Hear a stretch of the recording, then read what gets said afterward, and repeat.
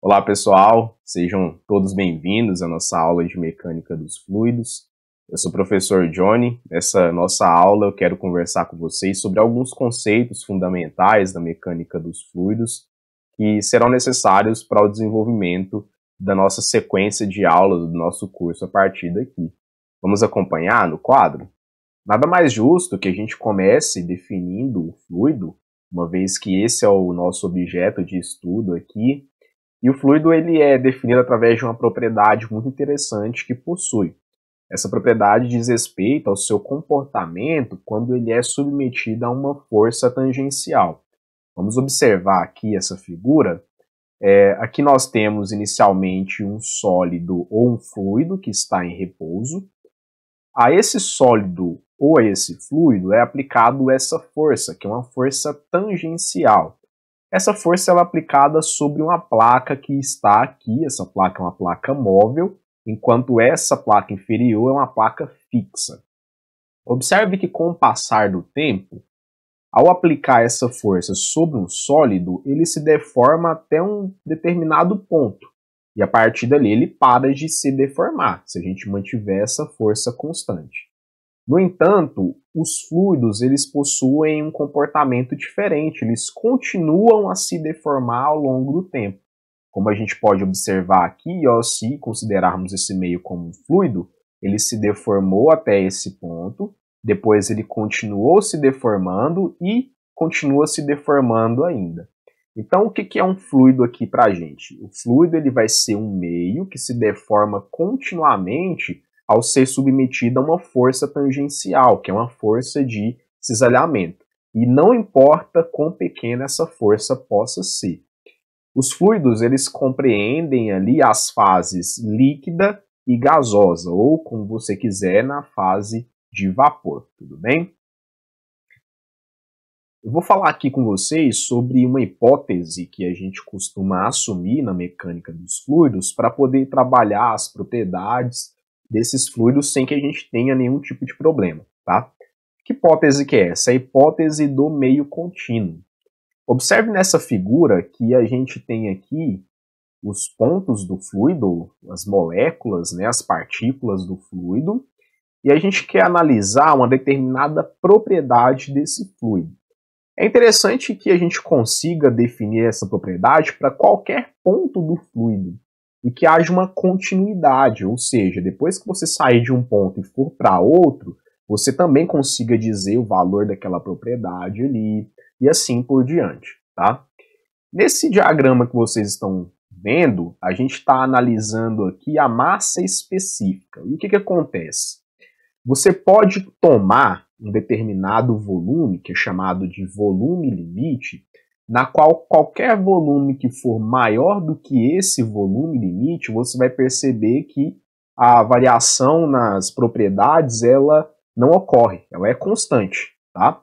E antes desse volume limite, observe que se a gente toma um volume muito pequeno, mas menor do que esse volume limite, essas propriedades elas são incertas. Inclusive aqui é o que mostra o diagrama para a massa específica, tá? Esse aqui é o meu volume que eu estou tomando. Se eu tomo um volume menor do que o volume limite, a gente já tem muita incerteza em relação ao valor das propriedades ali. No entanto, ao tomar um valor superior, eu já consigo estabelecer um valor fixo naquele meio, naquele fluido que nós temos, tudo bem? Então esse é chamado de hipótese do meio contínuo. Toda vez que você pegar um volume que é maior do que o volume limite, o seu fluido ele pode ser considerado como um meio contínuo. Esse volume limite ele é por volta de 10 elevado a menos 9 milímetros cúbicos para líquidos e gases à pressão atmosférica.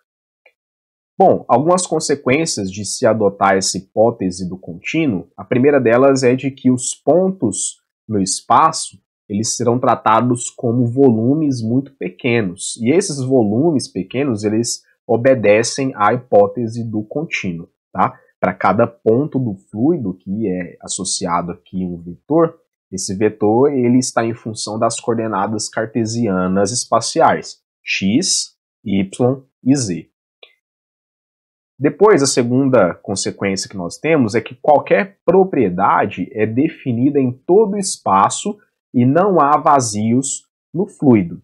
Lembrando que, por ponto, a gente vai entender que são volumes muito pequenos e que obedecem à hipótese do contínuo. A terceira consequência que nós temos é que as propriedades dos fluidos elas podem ser tratadas como funções contínuas, que dependem ali tanto do ponto quanto do tempo. Tá? Esse tipo de função é chamado de campo. Esse campo ele pode ser um campo escalar, um campo vetorial ou então um campo tensorial. Aqui está a representação, essa aqui é uma propriedade eta qualquer.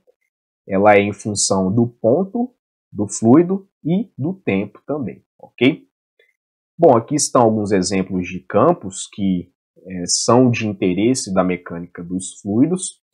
Campos escalares, a gente tem aqui a massa específica, temperatura e pressão, tá? Campos vetoriais, alguns exemplos, velocidade, aceleração, força. E campos tensoriais, tensão, gradiente de velocidade, gradiente de deformação. Obviamente, nós não vamos estudar todos esses campos. Nós faremos ali estudo dos principais ou de alguns deles, tudo bem? Bom, vai aparecer também para a gente o conceito de regime permanente e regime transiente. O que isso significa? Nós vimos que as propriedades elas podem ser escritas em formas de funções contínuas, que são os campos. Se esse campo ele não tiver uma variação em relação ao tempo, ele não variar, essa propriedade não variar, a gente diz que o escoamento ele está em regime permanente. Tá? Então, a derivada dessa propriedade em relação ao tempo ela é igual a zero. Essa propriedade ela não varia com o tempo. No entanto, se a minha propriedade ela variar com o tempo, esse regime ele não é permanente, ele é chamado de regime transiente. Aqui também eu vou apresentar algumas ideias, como as de sistema e volume de controle. Nós estamos fazendo estudo do fluido. E esse estudo do fluido, ele demanda com que a gente faça a escolha de um sistema, com que a gente estude um sistema. O que se entende por sistema? Um sistema ele pode ser uma quantidade de matéria, ou então ele pode ser uma região fixa do espaço, que foi escolhida para estudo. Observe que nesse sistema a gente tem aqui uma envoltória, né, um limite aqui, uma fronteira. Essa fronteira ela pode ser real ou imaginária. E a fronteira ela vai separar o seu sistema da sua vizinhança. A fronteira ela pode ser fixa ou também pode ser móvel. A vizinhança ela vai ser a porção de massa ou a região que está fora do meu sistema, aquilo que eu não quero estudar no meu sistema, tudo bem? A diferenciação que existe agora também é de sistema fechado e sistema aberto. Como é que funciona? O sistema fechado ele também pode ser chamado de massa de controle, enquanto o sistema aberto ele também pode ser chamado de volume de controle. No sistema fechado, que é a massa de controle, nós temos a quantidade fixa de matéria. Aquela quantidade de matéria ela não se altera no nosso estudo ali. Enquanto o volume de controle, ao invés de você pegar uma massa de estudo, você vai pegar uma região do espaço. Então, é uma região do espaço com um volume fixo. O que acontece no caso do sistema fechado? É que a massa ela não ultrapassa a fronteira, mas pode haver uma passagem de energia. Tá? O que transita numa massa de controle? Somente energia. Pode haver transição de energia, no entanto, a massa ela permanece fixa. E aqui, ó, no meu volume de controle, a massa ela pode passar pelo volume de controle, porque é um sistema aberto. E aí a massa e a energia elas podem cruzar a fronteira do volume de controle, tudo bem? Alguns exemplos que eu coloquei aqui, esse aqui é o primeiro exemplo. A gente tem uma massa de gás que está sendo aquecida, como vocês podem ver. Essa parte aqui representa uma fronteira fixa. Enquanto essa de cima, que é um êmbolo, é uma barreira ali que se movimenta, é uma fronteira móvel. Esse gás, ao ser aquecido, ele vai expandir e vai movimentar essa fronteira que vocês podem ver, tá? Aí, ó, quando ocorreu esse aquecimento, a gente tem aqui um aumento no volume, 1,5 metros cúbicos. No entanto, a massa, ela continua a mesma, porque na massa de controle não há passagem de massa pela fronteira, tudo bem? Nesse segundo exemplo, a gente tem aqui a situação de volume de controle. Eu tenho aqui uma região com essa geometria e esse tracejado aqui representa o meu volume de controle. Só esse volume é fixo, essa região do espaço com esse volume, ela é fixa, tá? E a água ou fluido qualquer, ele pode passar, ele pode entrar aqui e pode passar para cá, tudo bem? Aqui, então, é a nossa fronteira imaginária, como vocês podem ver, e de cá nós temos uma fronteira real. Esse aqui é um outro exemplo de volume de controle. O fluido ele pode entrar por aqui, tá? Essa região aqui é uma região que a gente tem, e aí, ó, aqui eu posso movimentar, tá bom? Essa parte aqui, ela pode ser movimentada. No entanto, eu posso permanecer aqui com esse volume fixo. Eu não quero variar esse volume, eu quero deixar ele fixo. E aí a gente tem a situação de um volume de controle. O volume de controle tem que ser uma região com volume fixo no espaço. Pois bem, algumas equações básicas da física que são aplicáveis a qualquer fluido. A gente tem a lei da conservação da massa. A massa de um sistema fechado ela permanece constante. Você faz a derivada da massa em relação ao tempo, ela vai ser igual a zero. A segunda lei do movimento de Newton, o princípio da quantidade de movimento angular, a primeira lei da termodinâmica e a segunda lei da termodinâmica. O que eu tenho para poder falar sobre essa parte? Aqui na mecânica dos fluidos, a gente vai fazer uma mudança. Como é que é essa mudança? Essas leis elas foram formuladas em termos de massa de controle. E o mais comum de ser feito é você tratar os problemas com um ponto de vista de utilização de volume de controle. E aí existe um teorema que vocês irão estudar lá para frente, que é chamado de Teorema do Transporte de Reynolds. O que esse teorema ele faz basicamente? Ele pega uma equação de lei, tá, de uma lei física, que é uma dessas aqui que vocês estão vendo.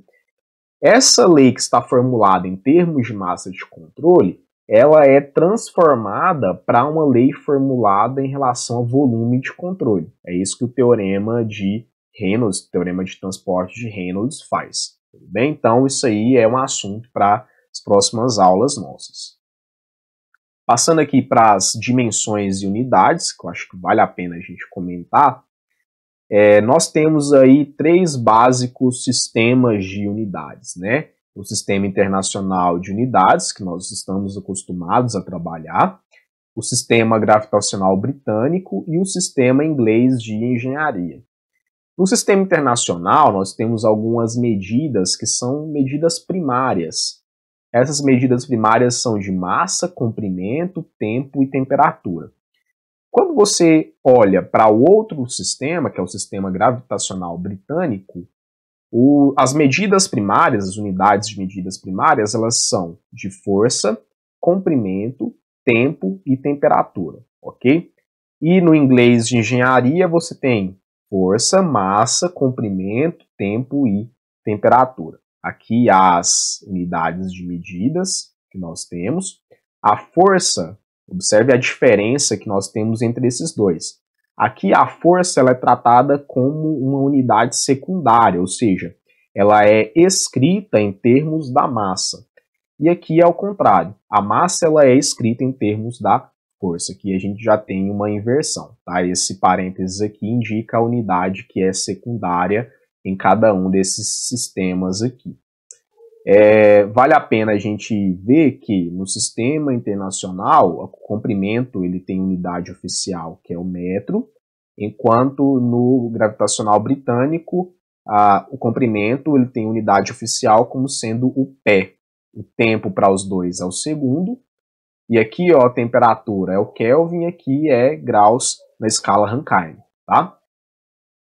Pois bem, como eu estava falando lá da força, no primeiro sistema, que é o sistema internacional, a gente viu que a força ela vai ser tida como uma unidade secundária.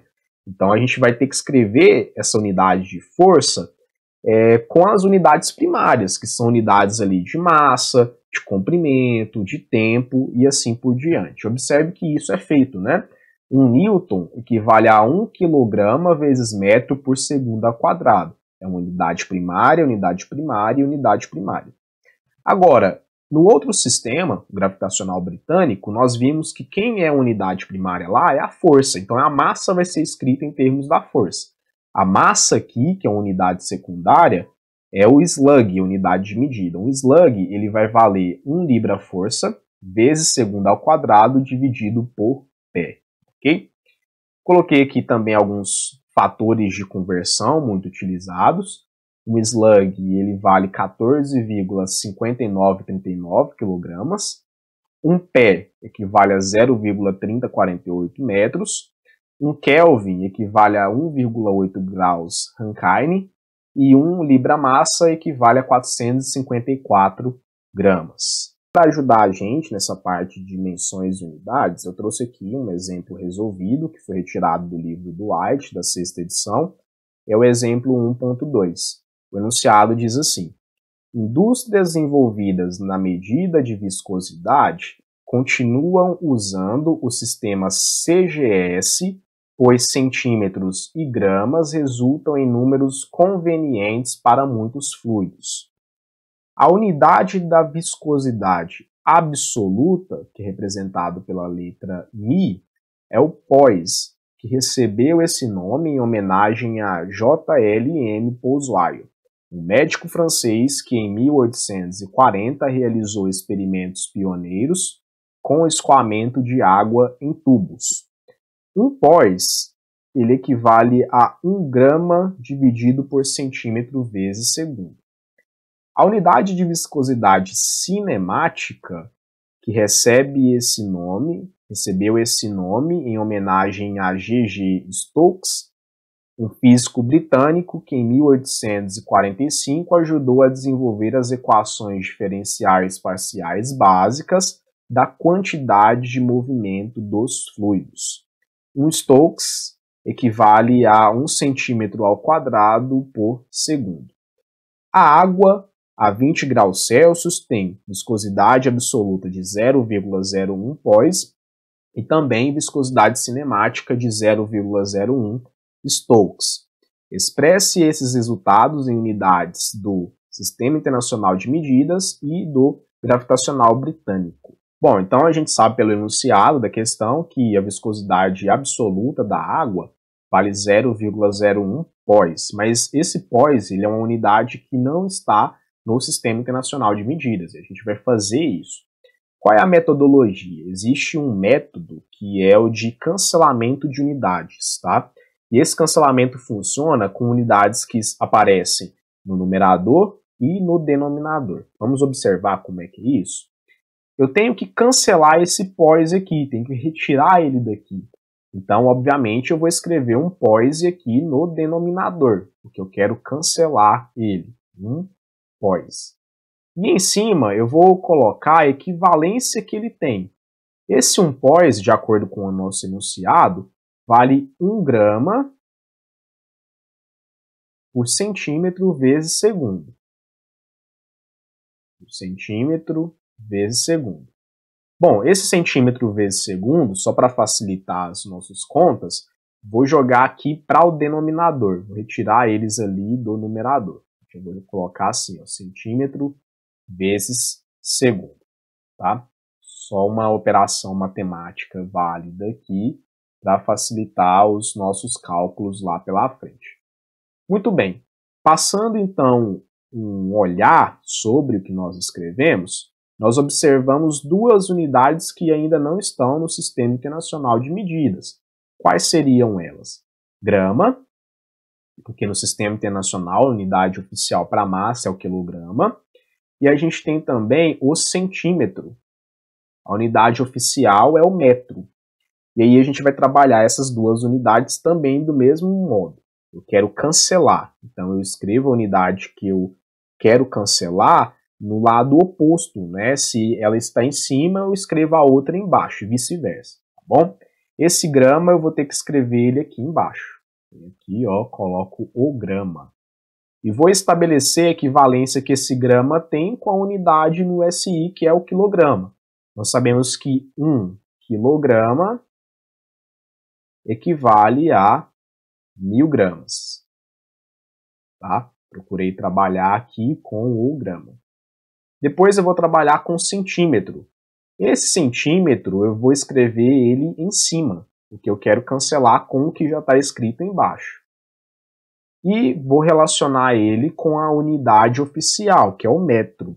Nós sabemos então que 1 metro equivale a 10 ao quadrado centímetros. Tá? Assim eu relacionei centímetro com metro. Bom, olha que legal. Eu já posso cancelar aqui grama com grama e posso cancelar centímetro com centímetro. E além disso eu posso cancelar o pós com pós. O que sobra em termos de unidades de medidas para a gente é o quilograma, que está no SI, o metro, que também está no SI, e o segundo, que está no SI. Fazendo as operações, 0,01 vezes 1 vezes 10 ao quadrado, dividido por 10 ao cubo, nós teremos 10 a menos 3 quilograma por metro vezes segundo. Agora todas as unidades contempladas estão no Sistema Internacional de Medidas. Vamos à outra parte aqui. Agora a gente tem que fazer a conversão da unidade de medida de viscosidade cinemática. A viscosidade cinemática ela foi dada como 0,01 Stokes. Então eu tenho que cancelar esse Stokes, obviamente eu vou colocar ele aqui embaixo. Stokes. Para poder cancelar com o que já está escrito lá em cima, tá? Mas o que nós sabemos sobre o Stokes? Que 1 Stokes equivale a 1 centímetro ao quadrado por segundo. Então, 1 Stokes equivale a 1 centímetro ao quadrado por segundo. Esse segundo eu já posso jogar ele para baixo, para facilitar os meus cálculos matemáticos aqui. Deixa eu subir um pouquinho minha tela. Só afastar esse 1 Stokes para cá e vou descer esse segundo. Vou colocar esse segundo aqui no denominador já. Tá? Bom, qual a unidade de medida que eu vou ter que trabalhar aqui? É esse centímetro quadrado. Centímetro quadrado é a unidade de medida que não está no SI, oficial do SI.